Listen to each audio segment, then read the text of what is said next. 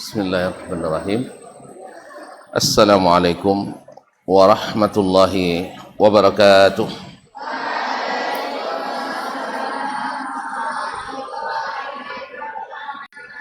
Alhamdulillahi rabbil alamin wal aqibatu lil muttaqin wala udwana illa 'alal zalimin. Ashhadu an la ilaha illallah wahdahu la syarika lah al-malikul haqqul mubin wa khaliqul khalqi ajma'in wa razikuhum wa ma min dabbatin fil ardi illa 'ala Allah rizquha wa ya'lamu mustaqarraha wa mustawda'aha kullun fi kitabim mubin. Amma ba'du fa usi nafsi wa iyyakum wa iyyakunna bi taqwallahi azza wa jalla fa innahu qad fazal muttaqun ya ayyuhalladzina amanu taqullaha haqqa tuqatih wa la tamutunna illa wa antum muslimun. Yang saya muliakan pimpinan Pondok Pesantren Tahfiz Al-Madaniyah Abuya Ismail Ramli LC, yang saya hormati para asatidzah, ustazat dan karyawan serta karyawati, serta ada orang tua santri juga, orang-orang santriwati yang hadir, dan wabil khusus ananda anak-anak santriwati Pondok Pesantren Tahfiz Al-Madaniyah yang saya sayangi, yang saya cintai. Alhamdulillah, adalah suatu nikmat di saat kita merasa nikmat di majelis-majelis seperti ini. Karena sebesar-besar majelis yang dicintai Allah Subhanahu wa taala adalah majelis ilmu, yang merupakan majelis zikir yang paling besar, sampai dibanggakan Allah di depan para malaikat. Dibanggakan Allah di depan para malaikat. Dan seluruh makhluk juga memohonkan ampunan untuk para penuntut ilmu, para pengajar ilmu, sampai ikan di lautan. Tahu kalian berapa jumlah ikan di laut? Hah? Tidak ada yang tahu? Banyak sekali. Banyak sekali. Oleh itu, nikmat yang besar ketika kita merasa nikmat, merasa senang ketika ada majelis-majelis ilmu seperti ini. Kalau bercerita Imam Ibnu Abi Hatim Ar-Razi rahimahullah bersama ayahnya pergi menuntut ilmu ke Mesir. Masalah dekat apa jauh? Jauh dari Khurasan, dari Rai. Perjalanan berbulan-bulan. Masya Allah. Kalau kalian berapa bulan ke sini perjalanannya? Ada yang rumahnya sampai sebulan dari rumah ke sini? Kalau ada tunjuk tangan. Enggak ada ya? Masya Allah. Itu berbulan-bulan. Satu hari mereka rindu makan ikan. Cari ikan di pasar. Pas sedang masak, dengar ada Syekh Ismail datang. Ustaz datang di Mesir. Akhirnya mereka tidak jadi teruskan masak, apalagi makannya. Sebab bagi mereka menuntut ilmu lebih nikmat daripada makan. Kalian dah makan? Tak pergi makan sampai malam? Enggak? Ada makan nanti? Alhamdulillah. InsyaAllah kita tak ganggu waktu makan. Lepas sisa tetap makan. Masya Allah. Kita ada juga. Kalau kita ada juga? Kita pun ada. Jadi aman. Jadi selesai kajian, kita sholat, habis itu kita makan. Alhamdulillah tak ada terganggu. Dulu mereka sampai tak jadi makan, ikannya busuk jadinya. Karena tidak ada kulkas, airnya terbiar, padahal mereka sudah lama merindukannya. Mudah-mudahan kehadiran kita di sini adalah suatu kenikmatan sendiri. Baik. Mudah-mudahan salawat kepada Nabi alaihi salatu wassalam yang datang diutus Allah membawa ilmu, membawa ilmu, sehingga ayat pertama turun Iqra. Iqra, bacalah. Artinya supaya kita berilmu. Sahih? Naam. Dan orang berilmu mesti diangkat derajatnya tinggi-tinggi. Semakin tinggi ilmunya, semakin tinggi terangkat derajatnya. Nah, kapan kita nuntut ilmu? Setelah tua? Sekarang inilah. Sekarang, besok banyak sibuk kita. Alhamdulillah sekarang kita diberi nikmat ini. Maka terima kasih, syukur kepada Allah. Terima kasih kita pada ayah dan mak kita, pada saudara mara kita, dan kepada guru, ustadz dan ustazah kita. Sebab kita diberi kesempatan menuntut ilmu. Baik, pada pertemuan ini dan beberapa pertemuan ke depan, atas usulan Buya Kiai kita baca buku. Saya tengok buku di pustaka, ada yang 20 jilid, ada yang 30 jilid. Akhirnya terpilihlah buku yang kecil, walaupun manfaatnya besar. Insya Allah kita mulai yang kecil dulu ya. Sebab kalau saya bawa yang tebal-tebal nanti kapan selesainya? Ini malam ini selesai selebar lumayan. Baik, kita mulai. Bismillah. Bismillahirrahmanirrahim. Ini kitab ditulis oleh Syekh Abdurrahman Ibn Nasir As-Sa'di, salah seorang ulama besar yang hidup di era Arab Saudi. Beliau adalah guru utama Syekh Muhammad bin Saleh Al-Utsaimin. Pernah dengar Syekh Utsaimin? Pernah dengar nama Syekh Muhammad bin Saleh Al-Utsaimin? Ini yang kitab penulis kita ini adalah guru utama beliau. Guru utama beliau yaitu Syekh Abdurrahman Ibn Nasir As-Sa'di. Beliau berasal dari Al-Qasim. Di mana Qasim? Enggak tahu juga. Di Arab Saudi. Salah satu provinsi di Najd Arab Saudi. Dan salah satu karya besar beliau adalah Tafsir As-Sa'di. Tafsir As-Sa'di. Beliau adalah salah satu ulama yang multi disipliner, yang multi talenta, yang multi atau disebut dengan ulama mausu'i. Artinya alim dalam berbagai bidang ilmu. Di bahasa beliau alim, di fikih beliau mantap, di usul fikih juga oke, di tafsir beliau adalah imamnya, di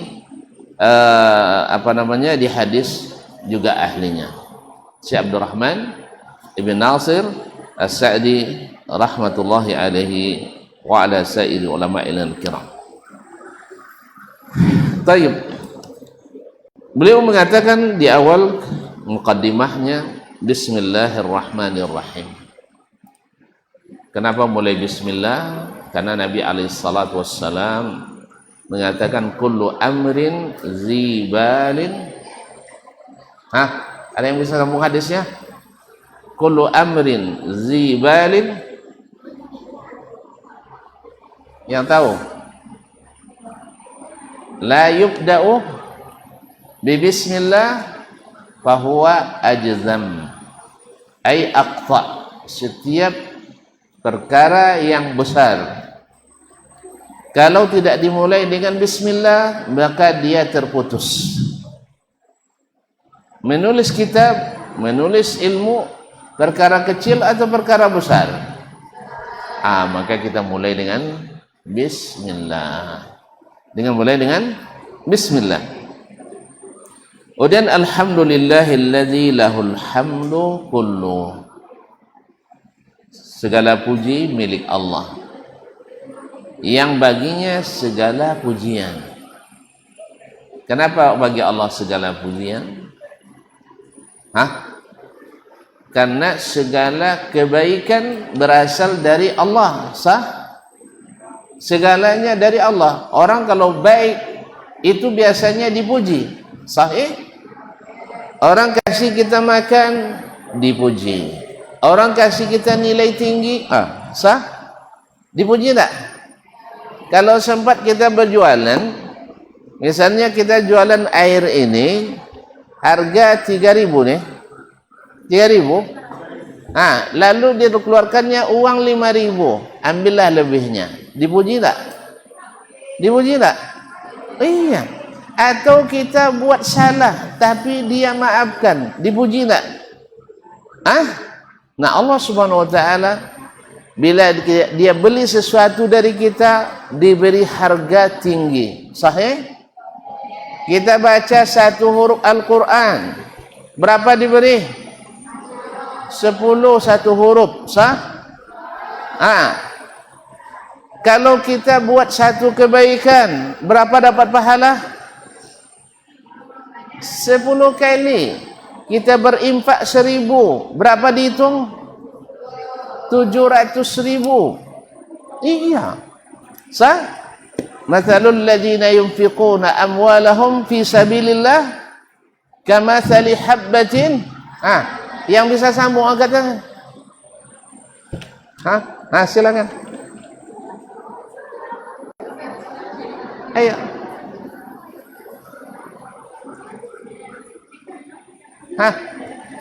Mathalul ladzina yunfiquna amwalahum fi sabilillah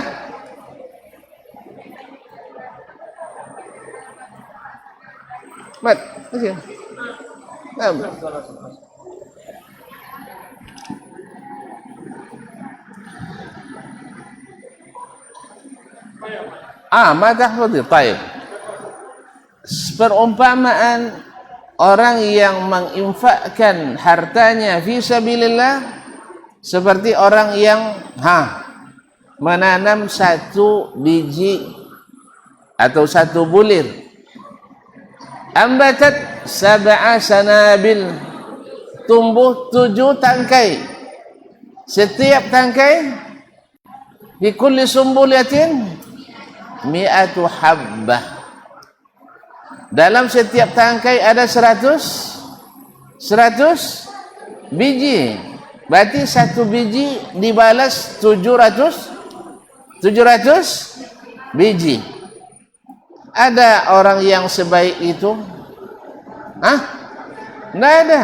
Tapi Allah Subhanahu Wa Taala baik.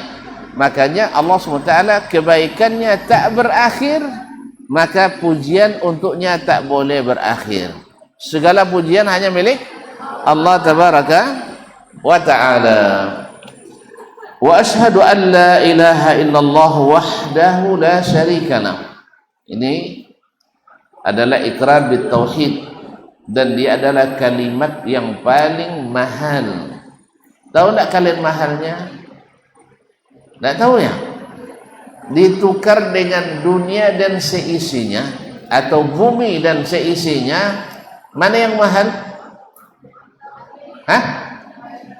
Kalimat ini. Jadi jangan mau diganti dengan Supermi atau Indomie. Ini murah sekali. Ini kalimat diganti dengan emas sebesar bumi, tidak bisa menggantikan kalimat ini. Makanya Nabi SAW dalam setiap muqaddimah khutbahnya selalu mengucapkan asyhadu an la ilaha illallah wahdahu la syarikalah. Naam. Wa asyhadu anna Muhammadan abduhu wa rasuluh. dan aku bersaksi bahwasanya Muhammad sallallahu sallu ala nabi, sallina ala nabi sallallahu alaihi wasallam abduhu, hambanya, wa rasuluhu, dan rasulnya. Walaupun Nabi adalah diangkat tinggi jadi rasul, jadi nabi, tetapi tetap hamba. Tak boleh dijadikan seperti Tuhan, tak boleh diposisikan sama dengan Allah. Dia tetap hamba. Jelas? Naam. Sallallahu alaihi wa ala alihi wa ashabihi wasallam. Semoga salawat dan salam kepadanya, kepada keluarganya, para sahabatnya, dan siapa pengikuti sampai akhir zaman. Amma ba'du.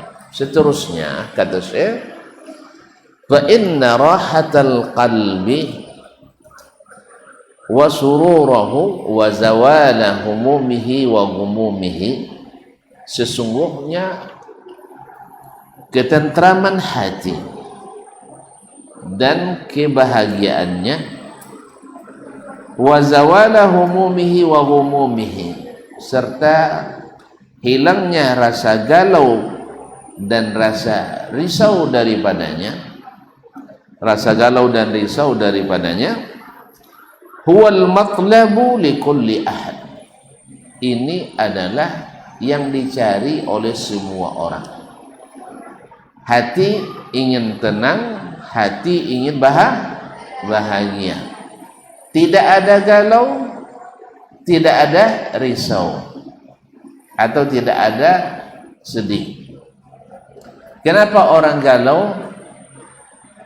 Karena risau tak dapat apa yang ingin atau ingin dicapainya.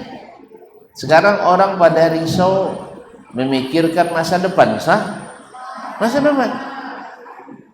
Padahal itu tak perlu dipikirkan, tidak perlu dipikirkan, cukup diharapkan. Nah, jadi kata beliau, ini semua adalah, semua orang ingin mendapatkan hati yang tenang, jiwa yang tentram, hati yang bahagia, tidak ada risau, tidak ada galau di dalamnya.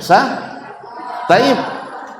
Wa yatimmu sururu afwan wa bihi tahsulul hayatut thayyibah. Dengan itulah dicapai kehidupan yang bahagia, kehidupan yang baik. Dengan hati tenang, maka hidup terasa indah.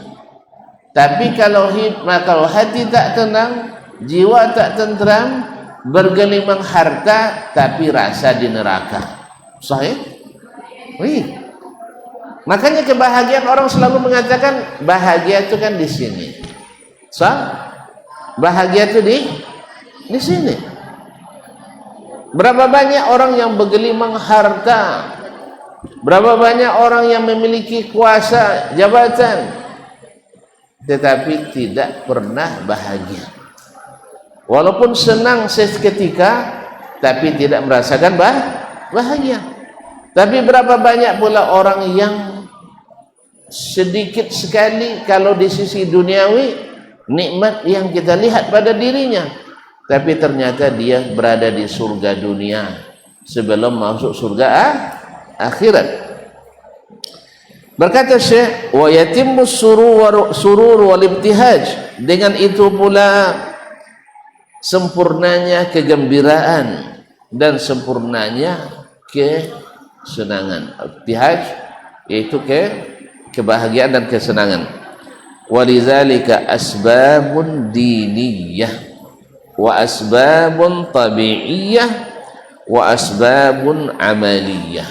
Catat, untuk mendapatkan ketenangan hati, kebahagiaan jiwa, ketentraman jiwa, hidup yang senang bahagia, memiliki sebab-sebab yang kalau disimpulkan kembali kepada 3 sebab utama. Yang pertama adalah asbabun diniyah. Yang pertama adalah sebab-sebab yang berkaitan dengan agama. Oh ternyata agama ini punya andil besar membuat kita orang bahagia. Agama membuat punya andil besar menjadikan kita bahagia. Oleh sebab itu, kenapa kita harus mempelajari agama lebih dulu daripada dunia? Hah? Kenapa kita harus belajar agama dulu sebelum belajar dunia? Hah? Karena agama inilah yang membuat dunia kita bahagia. Siapa manusia paling bahagia? Rasulullah sallallahu alaihi wasallam. Kenapa dia paling bahagia? Karena dia yang paling bagus agamanya, yang paling bertakwa. Maka sebab yang pertama adalah sebab yang kembali kepada urusan agama. Masya Allah, ini dah mulai senang dengarnya. Hah? Ista'idna li salatil isya. Kalau sudah siap-siap,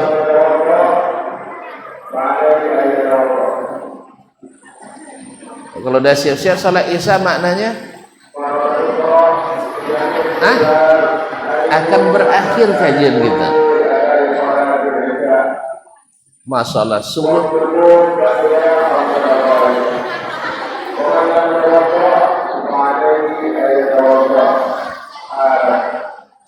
baik. Subhanallah, sungguh cepat waktu berlalu. Itu tanda kita sedang menikmati. Sebab orang menikmati tidak terasa waktu berlalu. Makanya kalian kalau nak cepat rasanya datang kiamat, tidak di alam kubur nanti. Maka siapkan amal yang membuat kita bahagia di kuburan. Jelas?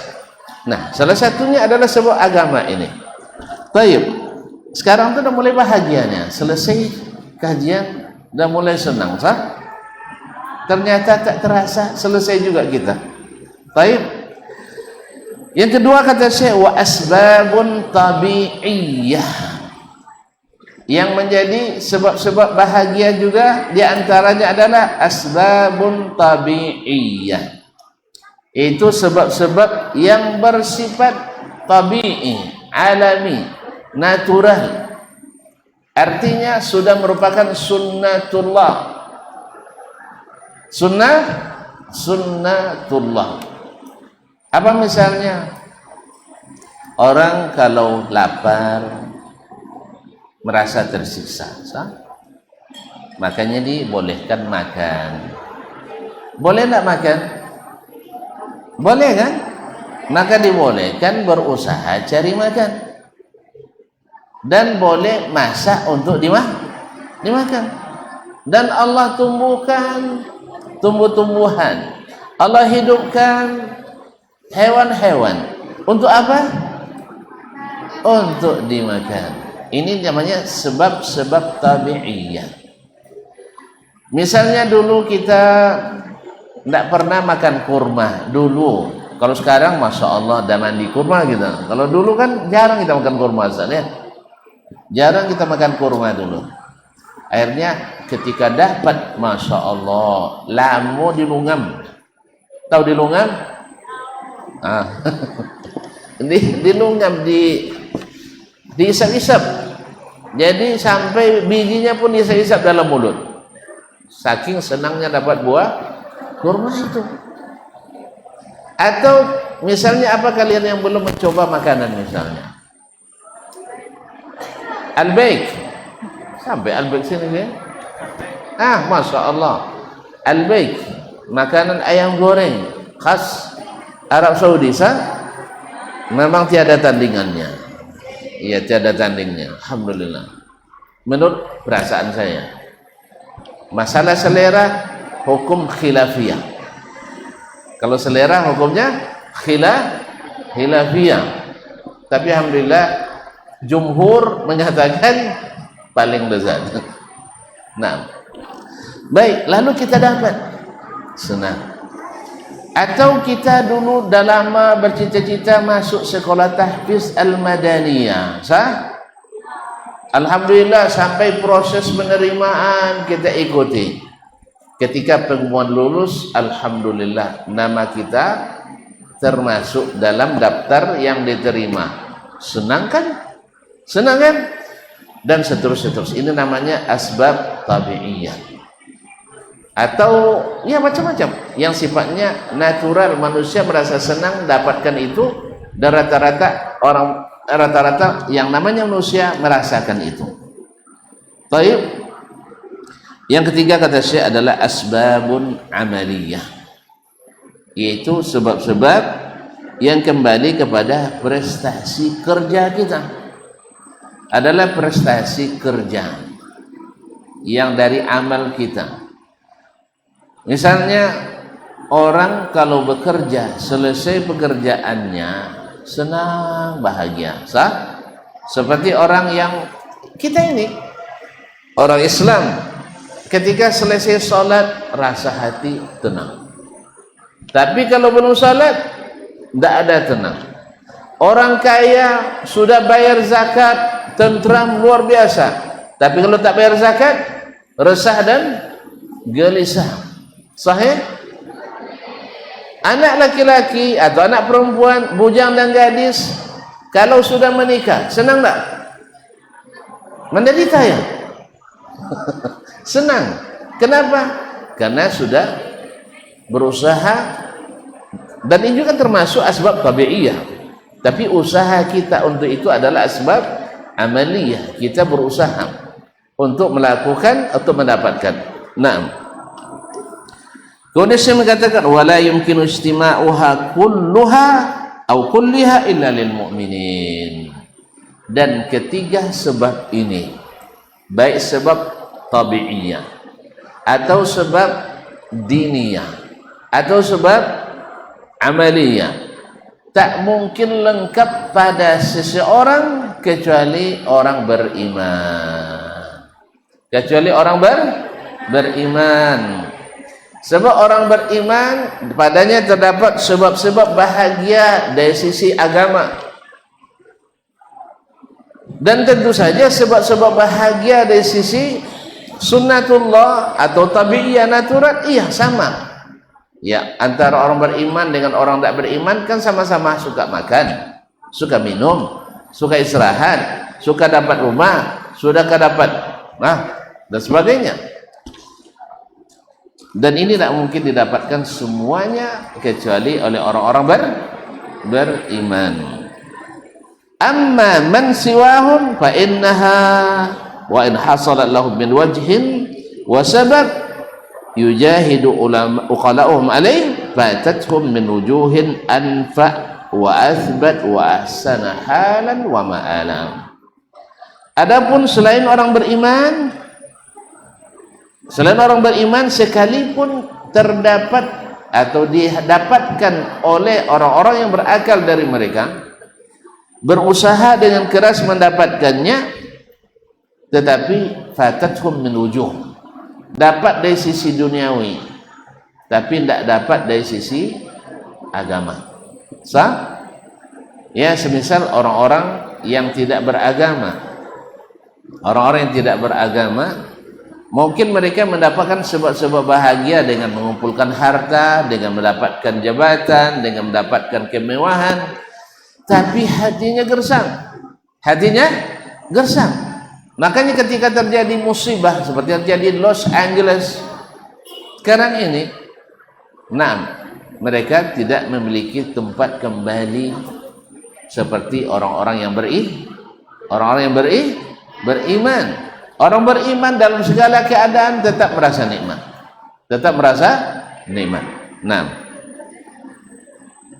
Fatat wujud anfa, mereka tidak mendapatkan dari sisi yang lebih bermanfaat, wa asbat, dan lebih bertahan lama, lebih abadi, wa ahsan, dan lebih baik. Apa itu? Sebab-sebab agama. Sebab orang yang mendapatkan, misalnya kita sekarang menuntut ilmu nih ya, Kalau kita bukan orang beriman, kita mungkin ingin mendapatkan cita-cita. Saya ingin jadi guru jadi. Tetapi hanya dapat cita-cita duniawi. Sedangkan yang ikhlas ada sebab ukhrawi, saya ingin jadi guru dan ingin mendapatkan pahala mengajar ilmu. Kira-kira orang yang gajinya double, gajinya 2 kali lipat, mana yang lebih semangat bekerja dari yang gajinya hanya 1?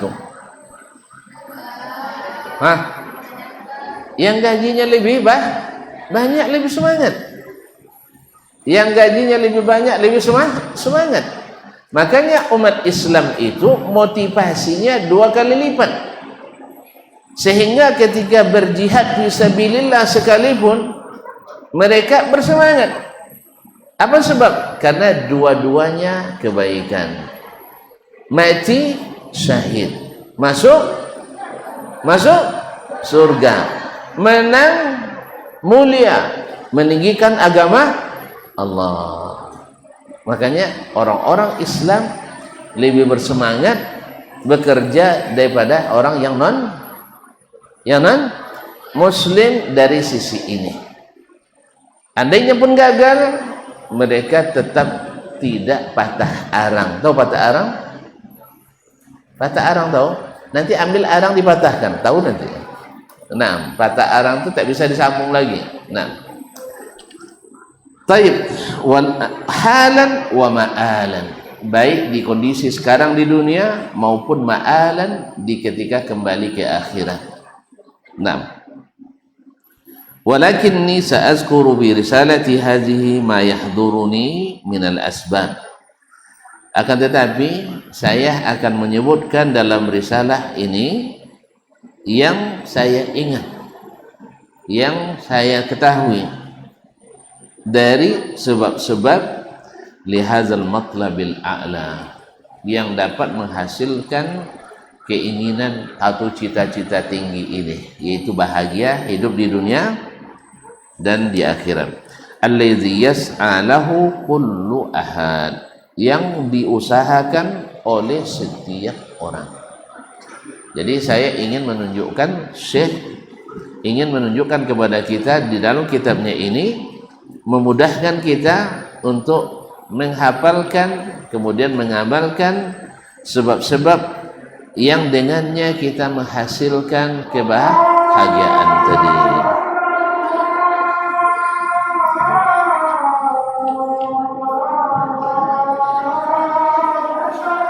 Allahu Akbar.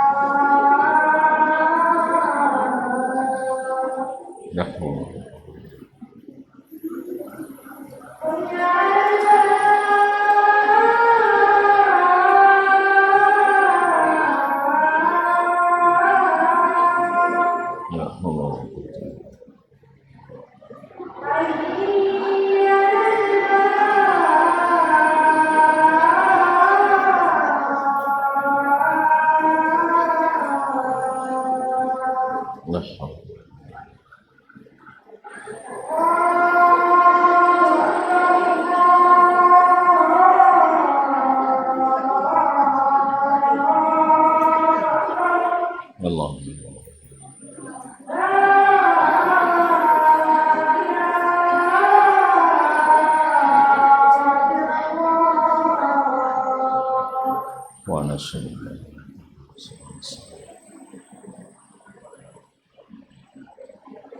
Allahumma rabbana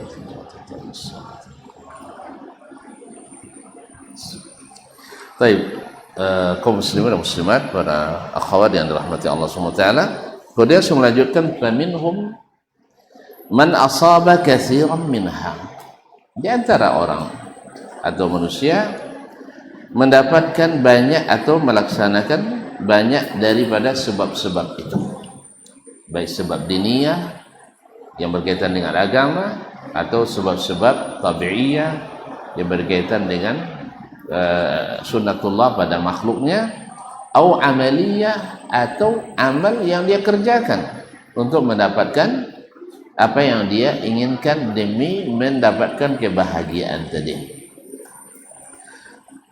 Wahayya hayatan tayyibah, fa'asha aisyatan hani'ah, sehingga dia mendapatkan kehidupan yang tentram, hani'ah, tenang. Wahayya hayatan tayyibah, dan hidup pula kehidupan yang baik. Wa minhum man akhfaqa fiha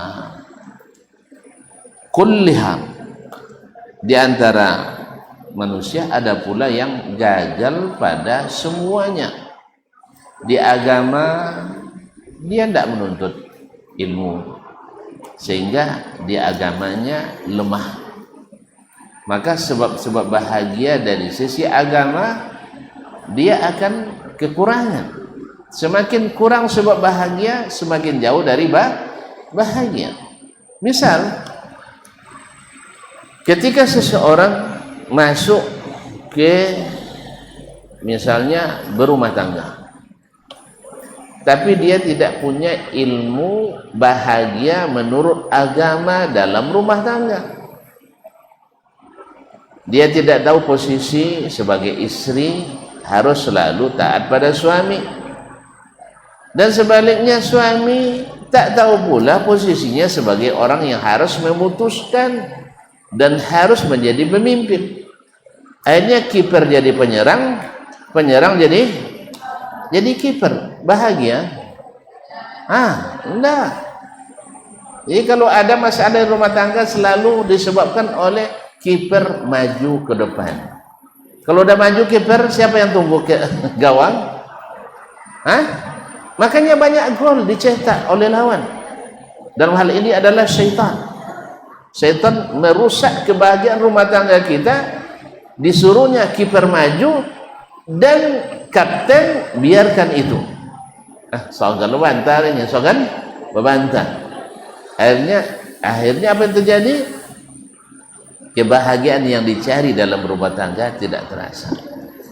Pernah tidak kalian mendengar kisah seorang istri di Amerika minta cerai di pengadilan negerinya, di pengadilan apa istilahnya, pengadilan subhanallah, di pengadilan. Lalu ditanya oleh Pak Hakim, kenapa kamu minta cerai dari suamimu? Kan orang-orang Kristen kan tidak boleh cerai, kan tidak boleh cerai. Tapi kamu minta cerai. Dengarkan apa alasannya coba. Saya tidak bahagia dengan dia. Kenapa tidak bahagia? Rumah kalian besar, anak-anak kalian ada, pekerjaan kalian lumayan bagus, usaha kalian bagus, mobil bagus, mewah, pendapatan lebih dari cukup. Apa yang membuat kamu tidak bahagia? Kira-kira apa? Apa jawaban sang istri? Sebab selama kami menikah, dia tak pernah mengatakan no kepada saya. Semuanya oke, yes, tafadhali. Tidak ada bahasa Inggris ya? Naam. Semuanya oke. Bang, saya nak kencan dengan laki-laki lain malam ni, pergi. Mana ada bahagia?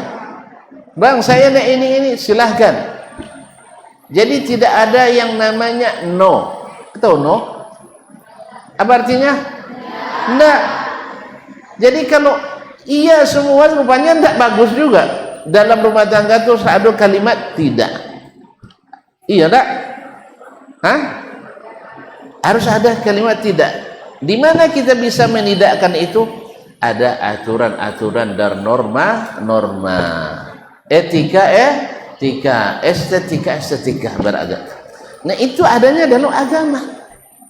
Itu adanya dalam agama. Nah, orang ini tidak mampu melakukan itu karena dia tidak tahu aturan agama. Akhirnya istrinya minta cerai. Padahal kehidupannya sangat membahagiakan dari zahir. Subhanallah. Satu lagi seorang dokter di Prancis. Ya, kalian kalau dengan Amerika Prancis semangatnya. Kalau Sawi Mujawali kan tidak semangat kan? Nah, itu masalahnya. Ada seorang dokter dari Mesir. Ia bekerja di kota Paris. Rekan kerjanya dokter orang asli Prancis perempuan. Yang ini laki-laki. Tentu di tempat kerja tentu ada komunikasi juga. Dia tanya, kamu belum sudah beristri atau belum? Sudah, katanya. Istrimu apa kerjanya? Dia bilang mengurus rumah. Ngurus rumah tidak bekerja? Iya. Lalu makannya dari mana? Makannya saya tanggung. Masya Allah. Terus kalau udah beranak, dia ngurus anak. Saya yang bekerja di bagian luar, dia bekerja di bagian dalam. Jadi jangan semua jadi menteri luar negeri, tidak terurus dalam negeri. Akhirnya sang dokter perempuan Prancis tadi menawarkan diri kepada sang dokter Mesir tadi.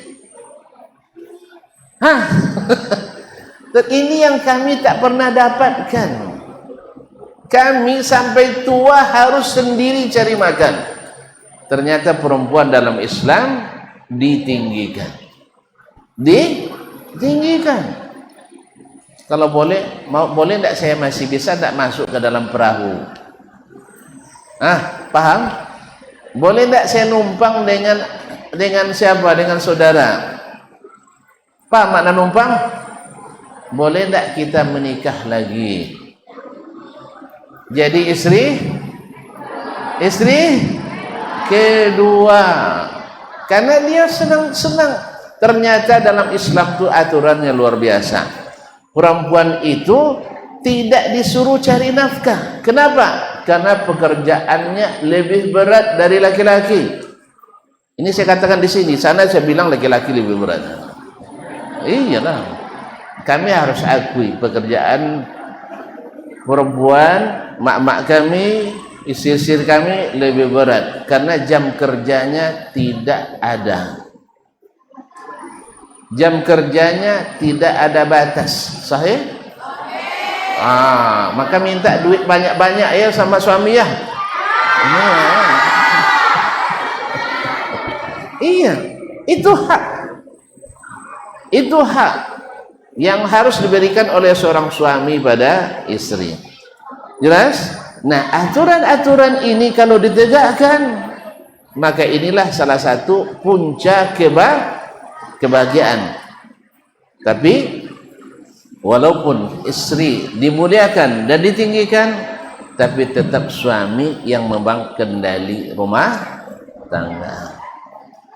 Istri berikan masukan, berikan semangat, motivasi, tapi jangan seolah-olah di depan anak kita pula yang mengemudi.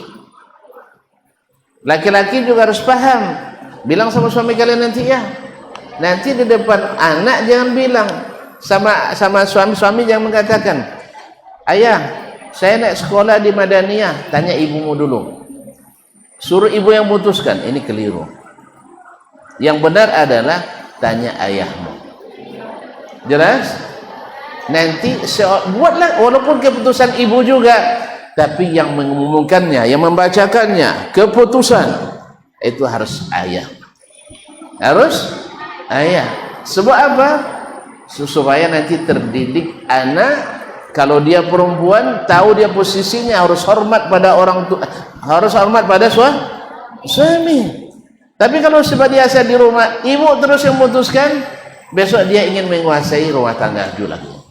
Kalau sudah begitu tak akan ada bahagia. Jelas? Belum semua, baru sedikit. Naam. Baik, kita selesaikan mukadimah saya. Ma'asyiral kiram yang dirahmati Allah Subhanahu wa taala. Wa akhfaqa fa'asha 'ishatas syaqa. Orang yang gagal menerapkan sebab-sebab kebahagiaan, semakin banyak semakin susah hidupnya. Semakin susah semakin banyak gagalnya dalam menerapkan sebab-sebab kiat-kiat kebahagiaan, maka semakin jauh dari bahagia. Kan nanti akan dibahas masalah pekerjaan. Orang tak bekerja, tak berpenghasilan, nak bahagia tentu jauh dari bahagia. Nak makan payah, apalagi nak cari yang lain, apalagi nak pergi haji. Makanya harus siap untuk bekerja, harus siap untuk cari penghidupan, khususnya bagi yang punya tanggung jawab untuk itu. Jelas? Bilang belum? Iya, biar saya sambung besok.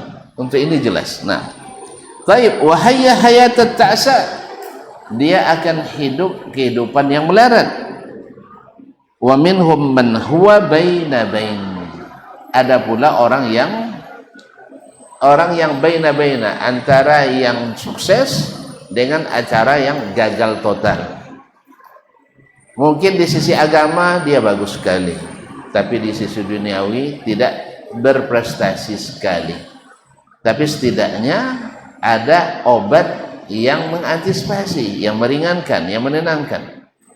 Ya, kita ingin anak-anak kita sekolah tinggi-tinggi, tapi ekonomi tak mengizinkan. Maka kita ingat, la yukallifullahu nafsan illa wus'aha. Sah? Kemudian orang yang punya kelebihan, masya Allah, tidak berbangga-bangga. Dia ingat, di harta saya ada yang harus saya berikan kepada mereka yang membutuhkan. Anak bertemulah yang kaya dengan yang menderita ini. Anak di mana sekolah itu lagi? Awak sudah nak sekolah, anak kuliah, tapi pitin tak ada. Masuklah Madaniyah dan bayunya. Misal, saya masuk Madaniyah. Misal, atau kuliah, nanti kan ada Universitas Madaniyah kan? Kuliah di mana? Jadi inilah kerjasama yang luar biasa yang Allah berikan, dan masing-masing mendapat bagian dari kebahagiaannya. Maka saya lihat orang-orang kaya di Arab Saudi dan juga di sini, semakin mereka berinfak, semakin bercahaya wajahnya. Semakin mereka suka membantu orang, semakin senang. Kenapa tidak? Karena sudah menjadi hukum sunnatullah, orang tidak mungkin membahagiakan kecuali dia harus bahagia dulu. Sah? Dia harus bahagia dulu. Maka Allah berikan dia bahagia dengan hartanya, sehingga dia berniat membahagiakan orang lain. Semakin bahagia memberi, maka semakin bahagia menikmati. Wabillahi taufiq. Kemudian wahwa bihasabi ma wuffiqa lahu, sesuai dengan taufik yang Allah berikan kepadanya. Wallahu muwaffiq wal musta'an bihi ala kulli khairin wa ala daf'i kulli syarr. Hanya kepada Allah kita mohon taufik dan bertawakal dan minta pertolongan. Mudah-mudahan dimudahkan untuk mendapatkan segala kebaikan dan dijauhkan dari segala keburukan. Doa kita di akhir majelis ini, mudah-mudahan tak satu pun yang ada di sini dan keluarganya kecuali Allah berikan sebab-sebab kebahagiaan di dunia dan di akhirat. Alhamdulillah, sekarang kita bahagia sehingga waktu berlalu tanpa terasa. Wabillahi taufiq wal hidayah. Wallahu ta'ala alam. Wa sallallahu ala nabiyyina Muhammadin wa sallam. Wallahu ta'ala alam. Wassalamualaikum warahmatullahi wabarakatuh.